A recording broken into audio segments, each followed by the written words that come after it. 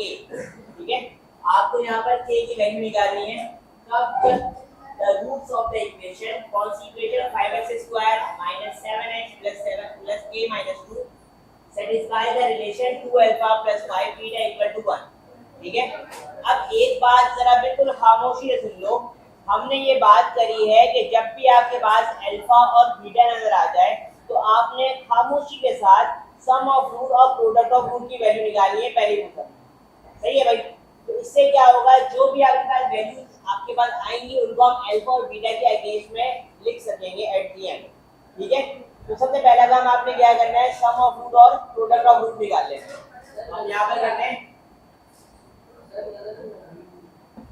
ठीक है बेटा। अब आपके पास आपको पता है सम ऑफ रूट का मतलब क्या होता है, अल्फा प्लस बीटा, और इक्वेशन के हिसाब से अल्फा प्लस बीटा जब भी आपको इक्वेशन गिवन होती है तो हम डायरेक्टली अल्फा प्लस बीटा का फॉर्मूला यूज कर लेते हैं, व्हिच इज इक्वल टू बेटा माइनस का p अपॉन a, सही है बेटा।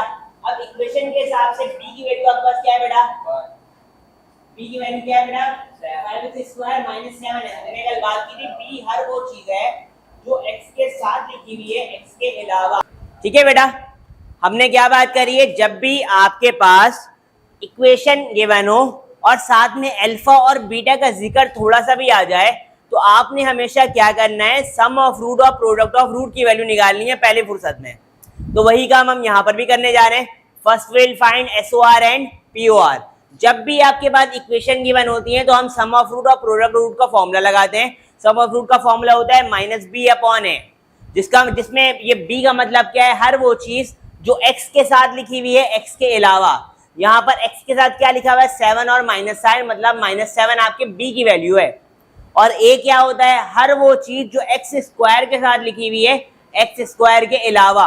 यहाँ x स्क्वायर के साथ क्या लिखा है बेटा 5, मतलब a की वैल्यू आपके पास क्या है बेटा 5।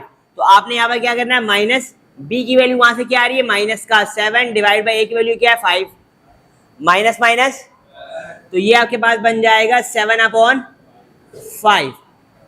सेम इसी तरह आपने POR की वैल्यू भी निकाली है, मतलब product of root which is equal to alpha beta which is equal to c upon a। दोबारा c क्या है, हर वो चीज जिसके साथ ना x है ना ही x स्क्वायर, और यहाँ पर कौन है बेटा वो k माइनस 2। तो आपने यहाँ पर c की जगह वैल्यू लिखनी है k माइनस 2 और a की वैल्यू आपके पास क्या है बेटा 5, ठीक है बेटा। और यहाँ पर लिखा हुआ है अल्फा और बीटा, ठीक है। अब जरा गौर करो, यहाँ पर अल्फा प्लस बीटा आपके पास गिवन है, तो मैं क्या कर रहा हूँ, किसी एक इक्वेशन, क्योंकि मेरे पास दो अननोन हो गए, एक अल्फा और दूसरा बीटा, क्योंकि मुझे वैल्यूज फाइंड आउट करनी है। और नंबर ऑफ इक्वेशन भी मेरे पास कितने हैं, टोटल नंबर ऑफ इक्वेशन मेरे पास कितने बन रहे हैं, एक मेरे पास अल्फा प्लस बीटा की इक्वेशन है, दूसरी मेरे पास अल्फा बीटा की इक्वेशन है, और तीसरी मुझे सवाल में गिवन है रिलेशन वाली, मतलब 3 इक्वेशन है मेरे पास। और नंबर ऑफ अननोन की वैल्यू में कितनी है मेरे पास बेटा 3 है। तो हमने क्या करना है, यहाँ से किसी एक को सेपरेट कर लेना है। यहाँ पर लिखा हुआ आपके पास अल्फा प्लस बीटा, ठीक है बेटा। तो मैं यहाँ से क्या कर रहा हूँ, अल्फा की वैल्यू को सेपरेट कर ले रहा हूँ। तो यहाँ पर मेरे पास क्या बन जाएगा, प्लस का बीटा आउट किधर आएगा, तो यहां तक आपको बात समझ में आ रही है बेटा, ठीक है बेटा। अब अगर आप यहां पर वैल्यूज को प्लॉट करते हो तो क्या बनेगा भाई, आपके पास अल्फा की जगह आप क्या पुट कर सकते हो बेटा 7 अपॉन 5 माइनस का बीटा, और बराबर में भी क्या लिखा हुआ है, beta equal to k minus 2 upon 5, सही है बेटा। यहां से पहली फुर्सत में वैल्यूज को आइडेंटिफाई करके बाहर कर दो। आपको नजर आ रहा है बीटा क्या हो रहा है, इससे मल्टीप्लाई हो रहा है,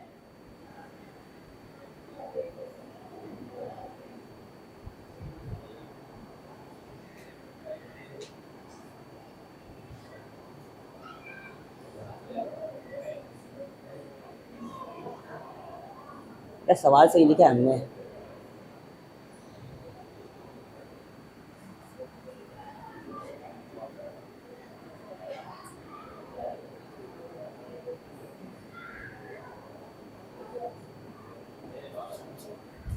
सही है बेटा। हमने क्या किया, यहां से अल्फा की वैल्यू निकाली और यहां पर आकर पुट कर दिया, अल्फा बीटा लिखा हुआ था यहाँ पर, तो अल्फा की जगह हमने क्या पुट कर दिया 7 अपॉन 5 माइनस बीटा, और पहले से पहले हमारे पास क्या मौजूद है यहाँ पर बीटा। तो 7/5 मल्टीप्लाई बाय बीटा तो बन गया 7/5 beta, minus plus minus beta multiply beta तो बन गया बीटा का स्क्वायर, और इक्वल टू k माइनस 2/5 लिखा हुआ आपके पास। ठीक है, तो अब यहाँ पर आपको नजर आ रहा है जब दो नंबर या दोनों में कोई एक नंबर फ्रैक्शन में हो, बीच में प्लस माइनस, तो हम लेते हैं एलसीएम। ठीक है, तो हम क्या करते हैं बेटा, यहाँ पर एलसीएम लेते हैं। तो एलसीएम ले लेते हैं, यहाँ पर आपको नजर आ रहा है कुछ भी नहीं है तो क्या मौजूद है बेटा 1, ये आगे इधर मल्टीप्लाई, ये वही चीज इधर, और नीचे दोनों के दोनों आपस में, मतलब 7 मल्टीप्लाई बाय 1 और साथ में बीटा लिखा हुआ है minus 5 multiply by beta square divided by 5 1 जा 5 इक्वल टू यहाँ क्या लिखा हुआ है k माइनस 2/5। सही है बेटा। अब आपको क्या नजर आ रहा है, एक 5 यहाँ पर भी डिवाइड में और यहाँ पर भी डिवाइड में हो गया कैंसिल, 7 1 जा 7 beta minus 5 beta square equal to k minus का, आपने अपनी दोनों इक्वेशन को सिंप्लीफाई कर लिया। अब देखो हम यहाँ पर फर्दर सिंप्लीफिकेशन की तरफ नहीं जा सकते, क्यों? क्योंकि आपके पास बीटा भी अननोन है और k भी अननोन है, ऐसे ही है बेटा। तो हमने क्या करना है, यहाँ से आपके पास से वैल्यूज फाइंड आउट करनी है। ठीक है, जरा सवाल लिखा, सवाल पूरा है हमारे पास।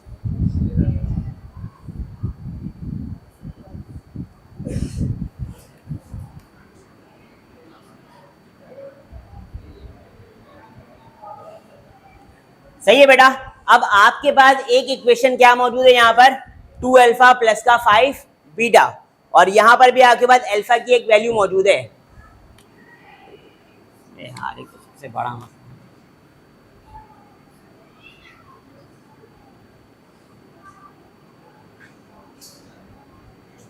फ्रॉम गिवन कंडीशन, कंडीशन आपको क्या गिवन थी यहाँ पर, 2 alpha plus 5 beta equal to 1।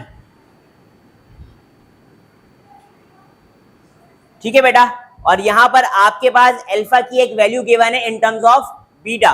तो आपने क्या करना है, यहाँ से बीटा की वैल्यू निकाल लेनी है। अगर यहाँ से बीटा निकल गया तो आप यहाँ से डायरेक्टली क्या निकाल सकोगे, के की वैल्यू फाइंड आउट कर सकोगे। तो हमने क्या करना है, 2 अल्फा की जगह आप क्या पुट करोगे, 7/5 माइनस का beta plus 5 beta equal to 1। ठीक है बेटा, आपको नजर आ रहा है ये 2 मल्टीप्लाई हो रहा है इस पूरी ब्रैकेट से, मतलब 2 मल्टीप्लाई बाय 7/5 कितने बन जाएंगे बेटा, 14/5 माइनस 2 मल्टीप्लाई बाय बीटा तो बन जाएगा 2 बीटा प्लस का 5 बीटा इक्वल टू 1। बात समझ में आ रही है बेटा, माइनस 2 बीटा प्लस 5 बीटा, कितने बीटा बचेंगे बेटा, 3 बीटा, और यहाँ पर आपके पास प्लस का 14/5 और किधर आएगा तो माइनस का, तो यहाँ पर आके बच रहा है प्लस का 3 बीटा इक्वल टू 1 प्लस का 14/5 उठ के इधर आएगा तो। ठीक है बेटा, यहां तक कौन सी चीज बेटा, बेटा ये तो मल्टीप्लाई यहाँ पर ऐड हो रहा है ना इससे।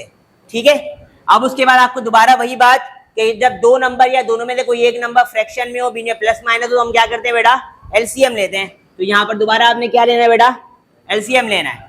तो यहाँ पर 3 बीटा इक्वल टू, ये चीज यहाँ मल्टीप्लाई होगी 5 1 जा 5 माइनस का 4 डिवाइडेड बाय क्या लिखा हुआ 14, 5 माइनस का 14 डिवाइड में आपके पास क्या बच रहा है, 5 1 जा 5, 5 में से 14 जाएंगे तो कितने बचेंगे, कौन सा 9, माइनस 9 डिवाइडेड बाय 5। ठीक है बेटा, आपको नजर आ रहा है यहाँ 3 मल्टीप्लाई और बीटा से उठ के इधर आएगा तो बीटा इक्वल हो जाएगा minus 9 divided by 5 multiply by 3, 3 1 जा 3, 3 3 जा, तो बीटा की वैल्यू कितनी आ गई बेटा, माइनस का 3/5।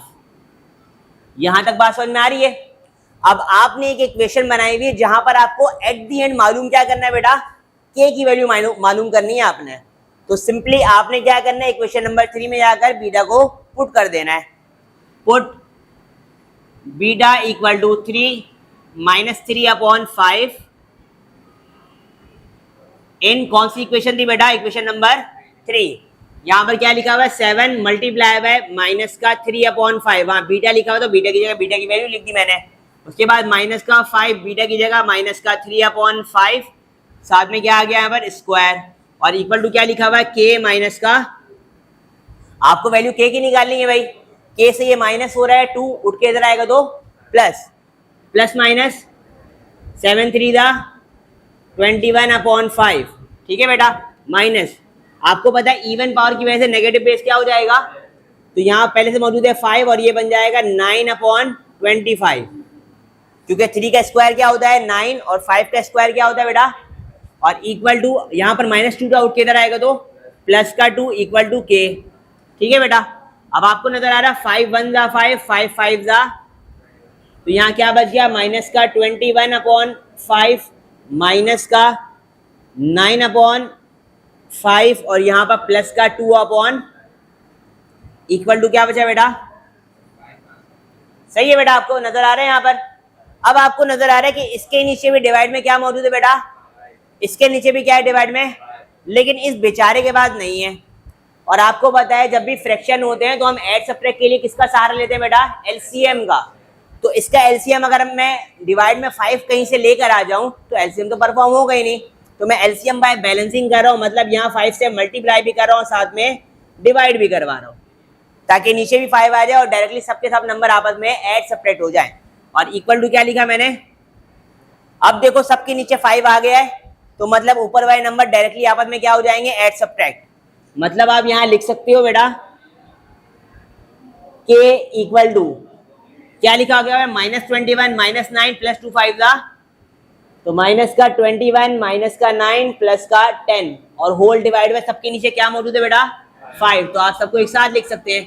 तो k इक्वल हो जाएगा माइनस का 26 प्लस का 10 डिवाइडेड बाय 5, k इक्वल हो जाएगा माइनस का 16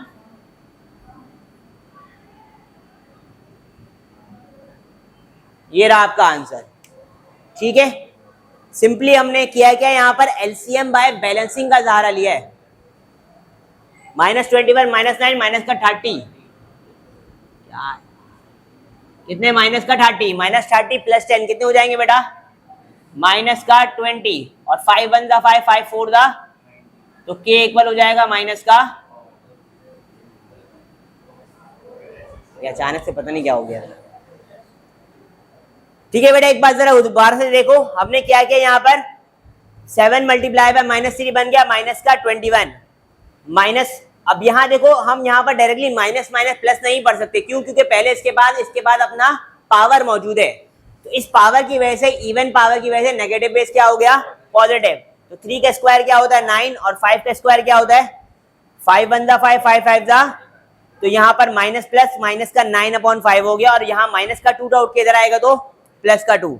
अब आपको क्या नजर आ रहा है, एक 5 यहाँ सबके पास डिवाइड में 5 मौजूद है, लेकिन इस टर्म के बाद डिवाइड में 5 मौजूद नहीं है, तो मैंने इसको डिवाइड बाय 5 भी किया और मल्टीप्लाई बाय 5 भी किया, ताकि सबके बाद डिनोमिनेटर क्या हो जाए 5 का हो जाए। ठीक है भाई, अब 2 5 जा 10, तो -21 -9 प्लस 10, तो -21 -9 कितने बनते हैं बेटा 30 और प्लस का 10, -30 प्लस 10 कितने बन जाएंगे -20 डिवाइड बाय 5 बनेगा 4। ठीक है भाई, जल्दी से उतार लो।